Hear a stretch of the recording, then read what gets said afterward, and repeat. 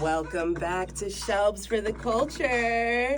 I'm here with my unofficial co-host, Krystal with a K, Collins Mitchell. Ow, ow, ow. Hey, y'all. girlfriend. What's up? I'm so glad you're here today. Yes, I know. It was precarious.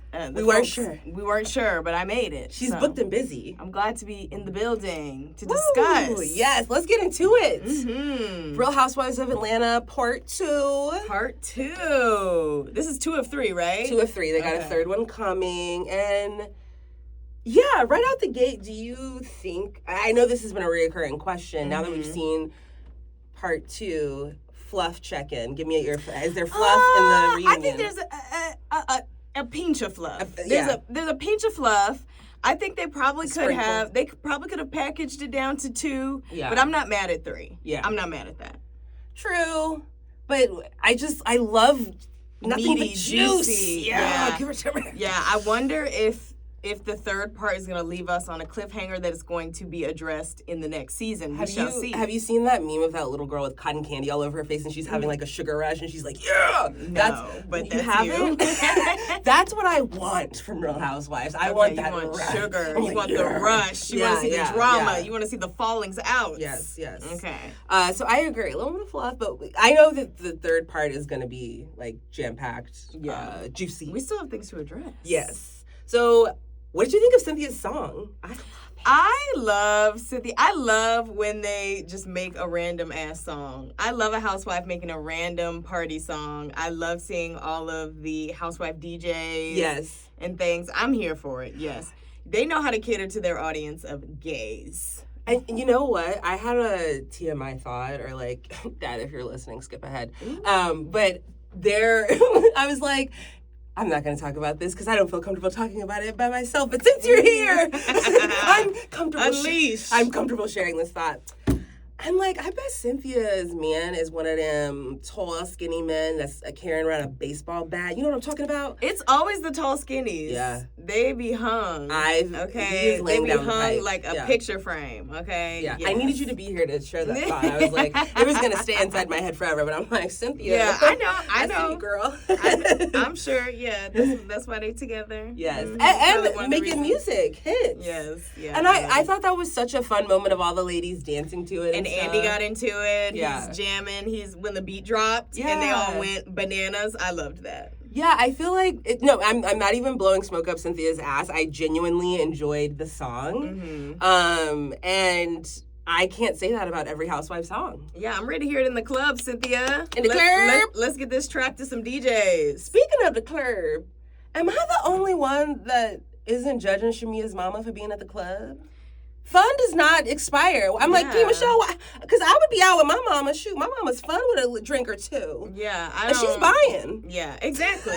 Exactly. I'm sure now Shamea's probably buying, in this situation. But if I look as good as Shamea mama do at her age, I'm going to be outside. That doesn't bother me. I mean, in college, we would have parent days where the parents would come down and we would party with our parents. They'd be in the nasty, ratty bars with the sticky floors with us, you know?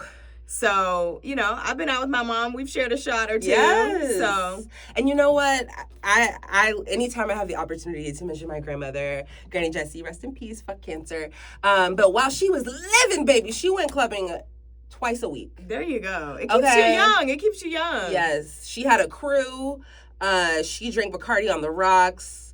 Exactly. Smoked like a chimney, drank like a fish. Cheers. But she was in church every Sunday. Okay. There you go. She was an usher. Okay. There you go. Balance. Yes, balance. And sometimes it's just nice to be out. Some people are just social. Okay, some people like to be social. Some people just like to hear some music, laugh, and have a good time. So I don't see anything wrong with that. Yes, when the church is in you, you can be anywhere, okay? Exactly. You never know who might be in the bar. They might need to hear a little word. They might need some encouragement. They might be going through something. You might be the perfect person to deliver that. Yes.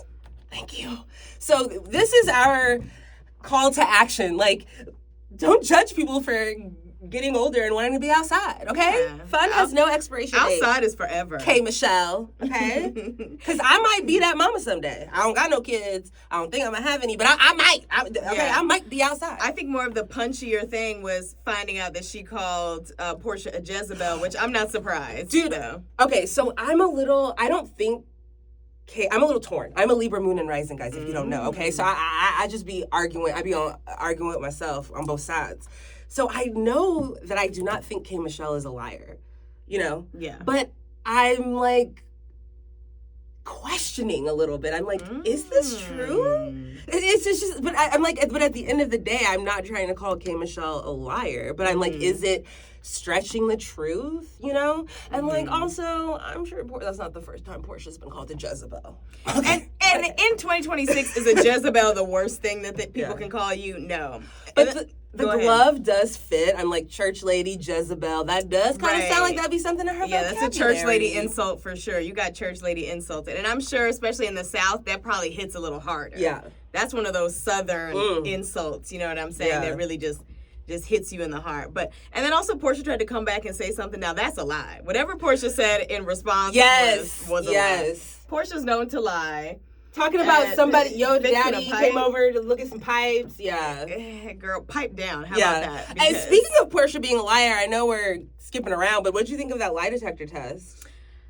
I mean, I don't know. Like, I don't really. I mean, they're not admissible in court. Exactly. It doesn't hold up in court. Like, because, like, sociopaths can pass them. But I also think, like, as somebody who is medicated for their anxiety, you can be anxious. I can know the answers to that test and I'm still be anxious, okay? So even if I'm telling the truth, my heart, just like being in a room with somebody, you know, just the like being uncomfortable, being questioned by, you know, all these wires, my heart might be ba-boom, ba-boom, and it might read as... And I don't really know what this solves. Like, it's still not a good enough receipt for me. Yeah. Do I love when they whack Kelly? Of course. Yeah. But, like, this is not enough for me. Yeah. I'm sorry. Who was Kelly with at the BET Awards? Oh, we may never know until that man comes out. And it sounds like he's never going to come out because he has a family. I mean, I think what was the smoking gun was really Phaedra. Yeah. That was when it got weight. Yeah. Yeah. Because Phaedra corroborated it and was basically like, he's my client. I know exactly who you're talking about. And he told me, basically. So. Yeah. I didn't need a lie detector test. Phaedra told me all I needed to. But you know what? This, like, pitchfork in Porsha's hand after Kelly, it was starting to feel like what Kenya did to her with Bolo. It was like, Kenya, shut up. Like, no, we don't think Porsha hooked up with Bolo, but if she did, we don't care. Like, stop. We really don't care. You know, let the mouse go. Yeah. So, and it was... I hated it then for Porsha, and I'm not enjoying it now. You know, it's just like, unless you're going to bring some actual receipts. You know, and I think it's really because she just kind of spits back what Kelly gives her. And I think to that point, Porsha let it go, but Kelly also let it go. Porsha is never going to admit to stealing that lady's husband. Let it go. She is never going to say it. But she's going after Kelly. Like, Kelly's the only person saying that, you know? She's the loudest, at least amongst the cast. Yeah. You know, I'm sure there are other rumblings, but she's the loudest on the cast. Porsha is never going to admit that. At least Kelly will say it to your face and not in a confessional. That is true. So another thing Porsha said, I feel like she was alleging that, like, Shamea was trying to form an alliance with K. Michelle. And whether you agree or disagree with that statement, my thing is y'all all got alliances. Every single person in that room. So stop talking about alliances. Right. Like, you're guilty, she's guilty across franchises. Everyone has an alliance. So everyone wants a friend. Yeah. A true friend or someone who they can be close with, someone they can conspire with, you know? So. Whether you're consciously aware of it or not, you all have alliances. That's how you survive on this show. That's what friends are for. Like, the hell? Yeah. You need to be able to talk shit. You need somebody in your corner, someone close. But, like, and Porsha is the main person that, like, has had everyone in her corner. And so for the person to be pointing out, like, alliance, I'm like, I feel like you can do no wrong. Yeah. You show your ass and everybody's like, Shamea, you need to apologize. Right. And I'm a Porsha apologist, guys. Yeah. But I'm an Aries, so the way I show my love is criticize. And I think it is a little hypocritical the way they jump on Shamea. That's all I'm saying. Yeah. And I don't necessarily think Shamea's always right. Absolutely However, not. you know, it is a little hypocritical the way they get on her for certain things, especially for lying. Yeah. Because if we're gonna back Porsha, if we're gonna, be friends with Porsha, Porsha is a known liar. Yes. Both of them are. That's probably why they were close. Yeah. That's probably why they were besties. They spun lies together, and now they're on separate teams. And now all of a sudden, it's Shamea's lies are getting criticized, but not Porsha's. Yeah. Okay, so Pinky, what did you think of Pinky calling bankruptcy a tool? I mean, I think that's what anyone would say. She said the quiet part out loud, to be honest, because bankruptcy, people do use bankruptcy as a tool. Absolutely. Look at our president. Yes. For example, that man has gone bankrupt. Heinz Ketchup. What other Bath and Body Works? Yeah. She listed. Yeah, there are many companies, there are many people who actually do use it as a tool. Yeah. That's what you will hear. I mean, it's not the best, quote unquote, business advice, but some people do use it as a tool to get out of all types of things, taxes, to get out of paying their creditors, to get out of paying all types of stuff. So she just said the quiet part out loud, to be honest. I completely agree. Yes, technically it is a tool. Should she have said it out loud? Questionable. Yeah. And the way Pinky moves, I could buy your 10 houses. Like, you can't say things like that and then have the money, business issues, struggles that you're experiencing. Right. It was a level of arrogance that she was showing that I think, that really, is going to rub people the wrong way. Like, whether bankruptcy is a tool or not, I mean, really, because in these,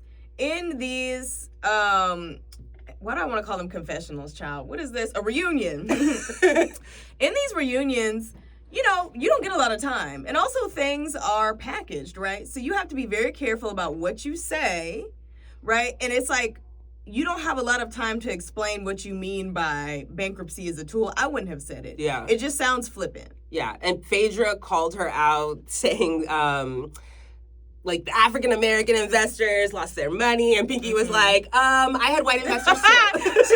she said everyone of every ilk, everyone of every creed and color lost their money, okay? It did not discriminate, okay, who lost their money. Everybody did.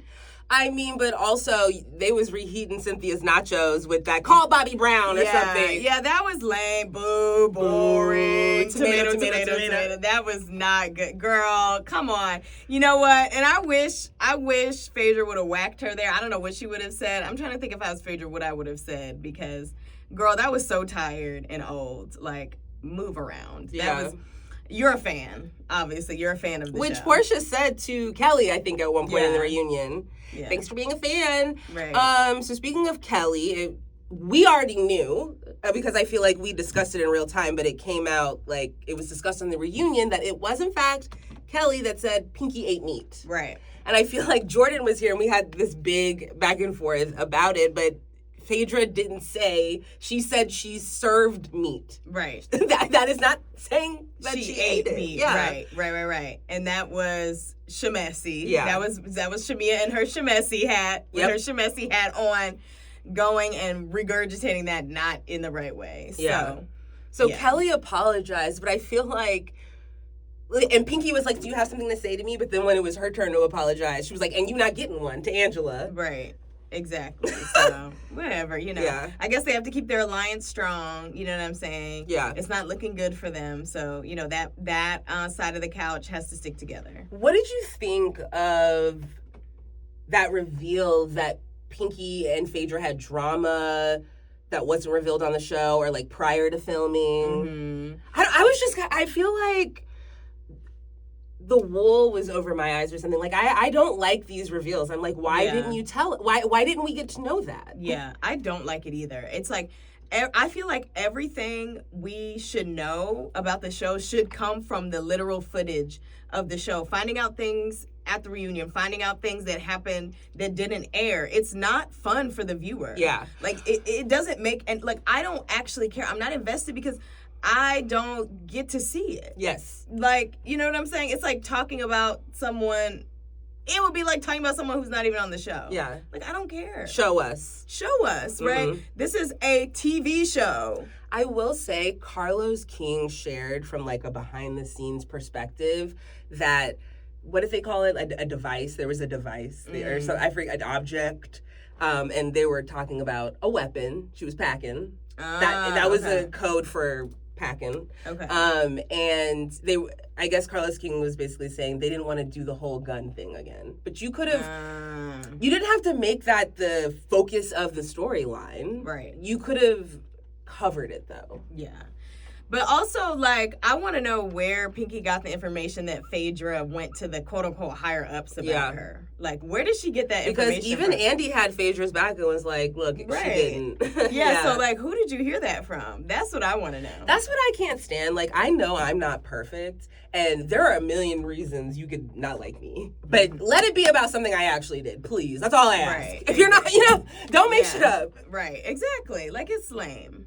It's tired. Let's find some genuine beef, okay? Exactly. Come on, Amari producer. You should know that. Like, yeah. Or I don't, Yo, but speaking of producing, like, so I haven't really been paying Pinky much attention this season. It's just like she came in on a sour note, like not paying her employees, even though she has excuses for why that happened. She expanded her businesses and, like, dropped the ball. Mm-hmm. And it's just, like, not what I want to see in my housewives. I want to see money, glitz, glam, luxury, and I appreciate vulnerability, but she also doesn't offer us that. Yeah. But I am excited about her new show. And I'm excited to see that version of her. Mm-hmm. What is this new show? With Notori. Oh, okay, the one she's producing. Yes. Okay, about her life story. Yes. So I'm excited to see her in her producer bag. Yeah. And the fact that Notori is attached to the project, that also gave it weight. Mm-hmm. And she said that there's a big network that's signing on to it. Yeah. So I am really excited. It better not be Tubi, because the way y'all whack Drew about Tubi, it better not be Tubi. Yeah. But you know what? Drew knows damn well if you say you're going to an audition that they are going to expect you to audition. She had the nerve to be like, you should be grateful. I didn't necessarily like her attitude, but I didn't necessarily disagree either. Like, if you're not going to send me the materials for me to be prepared, don't expect me to audition. Like, I don't know. At this point in my career, I know what the process is like.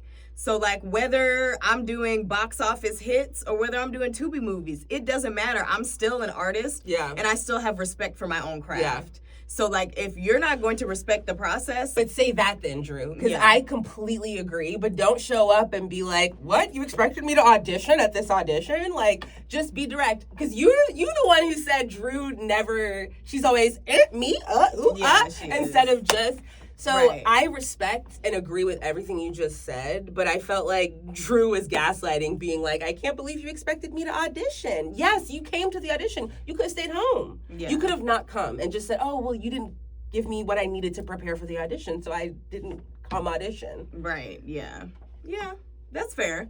That's fair. Whether she showed up in support or not, but that is to be debated, but I think Drew does have an issue with just saying what she means. Yeah.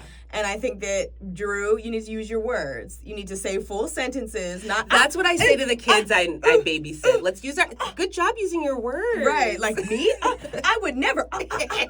Girl, please. Yeah. If you didn't want to audition for whatever reason, if they didn't go through the proper channels, or you thought it was a little too low budget, a little too urban for you, I don't know what the reason was. Just say it. Yeah. Just say it. I respect Drew. Like, I grew up watching Drew on Disney, and then I'm blanking on that dancing movie that she was in. Honey? No. Child, Step Up. Step Up. Yes. Yeah. Yes. The Game. The Game. She has accolades. Absolutely. So I absolutely respect Drew, and she has every right to advocate for herself and make any demands that she wants or decisions, If she don't want to audition for whatever project for whatever reason, fully support. But don't come to the audition and, with that energy and like, what? You expected me to audition at this audition? Yes. Yeah, also, Drew said she's in a union, okay? She said, I don't do respect the union. These non-union projects, okay? See, and that's what she should have just said to Pinky. Right. Exactly. I agree. Drew, use your words, girl. Okay, so Shamea served Angela a cease and desist. Yeah. That is a tongue twister, potentially. Thoughts? I don't know. Shamea and that beef just like it perplexes me. It perplexes me. But I think we got down to the brass tacks in the reunion when Angela just admitted she wasn't over all the shit that happened about Charles. And like I think that was evident a little bit because it seemed like, Angela, why are you coming so hard for Shamea, to be honest? Like, yeah. It didn't really make sense. Well, like you said, we did get shed a little more light is Angela was able to move forward with Porsha because she sincerely apologized. Right. And she hasn't brought it up since. And it seems like there's been an attempt at resolution, maybe some, Shamea's good for an apology. And then after that apology. we keep throwing digs. And so that's, I feel like that's why Angela is keeping. Yeah, I mean, that's true. Like, if you're going to apologize and say we're going to move on. Yeah. If you keep going back, then I'm going to keep coming for you. Yeah. So, but the cease and desist, I don't know what that's really going to do. Yeah. Yeah. And, yeah, Shamea in general perplexes me because, I don't know. I would just be a lady of luxury. Luxury, yeah. Of leisure. Everything. Yeah. All the L's. I'm like, you're doing co-worker bonding activities and you're working and you at music career and the Falcons. Well, I'm supportive of the music career because she's always done that. And I just wish that she would produce her own work. I don't know. It feels like she's having an identity crisis. Yeah. I don't think she knows who she wants to be at this stage in her life. And I think that just goes to show you that you never actually really arrive at necessarily knowing who you are isn't finite and it changes. And I think she's going through a time in her life where she just doesn't know who she is. And she's just being a billion different people. Yeah. And I think she's already revealed on the show that she's a people pleaser. She's a recovering people pleaser. And you can definitely see that come through in her relationships. And I would imagine, as also a person who's a people pleaser, I would imagine trying to switch up. That could explain why her and Porsha are not doing so well. Like, I love Porsha, but I don't think she's the best friend on the cast. And I feel like it's her world, and like, so, Shamea stopped being a Porsha pleaser, and now they're having, I don't know, it's just like, as somebody who is a people pleaser, the minute you try to like advocate for yourself or look, do things for yourself, it's a problem. I don't know about that. I don't know. I think that well, that's an oversimplification. I wasn't trying to say that was the only issue in their relationship. Yeah, and it's not about that. It's more so like, I think that, I don't know. I think the role of like, I get it why that some people may fall into this like people pleasing. I don't necessarily think like you get off like necessarily as the quote unquote perfect victim because you were the one who was people pleasing and then, they took advantage of me. No. And it's girl, you should have said something. Totally. No. That's not what I'm trying to say. I just think like Porsha's used to being the Beyonce and maybe Shamea woke up one day and was like, hey, I don't want to be the Kelly. Yeah. And like, and you know what? And there isn't a way forward in Porsha's mind under those circumstances. And I'm not saying that's the only reason they're not friends. Throw in the mom drama, throw in the this, the that. Right. And also, to begin with, I really don't think Porsha's a good friend. Great housewife. Love her. But I don't think Porsha's a very good friend. I don't think a lot of them are good friends, to be honest. Yeah. And, I think it's like you have to know in your different relationships and your different friendships, to your point, who's the Beyonce? Or is it more of a democratic friendship where we're all the Beyonce? Yeah. And you have to decide if that's a dynamic you can deal with or not. But I just think with Porsha and Shamea specifically, that was the dynamic for a really, really long time. Absolutely. Yeah. Absolutely. Shamea has always been sort of the sidekick. Yeah. And I think that she's reckoning with that and maybe she doesn't want to be the sidekick anymore. Okay, so any last thoughts about Atlanta? We talked about the lie detector test. There was a back and forth between Kelly and Angela, and Angela was like, my husband puts me in rooms, your husband puts you in a courtroom. And Kelly was like, I had a husband and I didn't have to get pregnant to have him or something like that. But I'm like, girl, you also have 3 kids by him. How many? 3, 4? 3 kids by him? She has 3 kids with him and she has an elder daughter. Yeah, so I'm like, okay. And what? You have kids by him. That's crazy. You're literally in court getting a custody agreement. I will say the courtroom read felt rehearsed, but Kelly's felt in the moment. Mm-hmm. Yeah. Yeah, I don't know. And I also think that Charles is Angela's biggest op. Like, Angela would be like... she is a great fighter, but she would be an undefeated champ if it weren't for Charles. Yeah, the things Charles does gives the other women ammo. Yep, for sure. Yeah, unfortunately, yeah, that's the one thing they can always whack her on is Charles. Yep. Yeah. Oof. Okay, so moving on from Atlanta.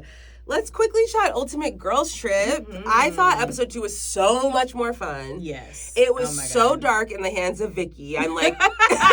I'm glad she went first, so we could have got that out the way. Yeah. But yeah, all the women were dancing. That was so much fun. Yeah, even it was cute. Baby Gorgeous. Yes. I love seeing Baby Gorgeous do a split. First of all, she just looked so happy. Yeah, she's enjoying. Yes, and she even said it. She was like, every time I'm with my cast, there's so much drama, but I'm genuinely... She teared up. She couldn't even fully get it out.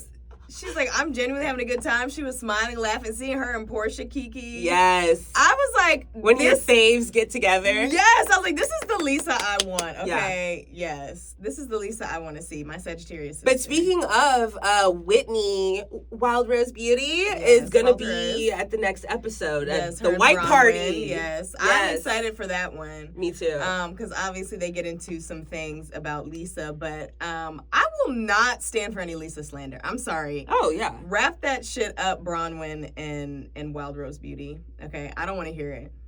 Also, I love you, Bronwyn, but if you're going to link up with Whitney, like, it's going to lose you points. It's weird. You know, they're in the divorced club now. They probably have a lot more in common. I'm sure they've been chitty-chatting. They've gotten super close. Yeah. But y'all not about to gang up on Lisa. I'm sorry. Y'all gonna make me take Meredith's side.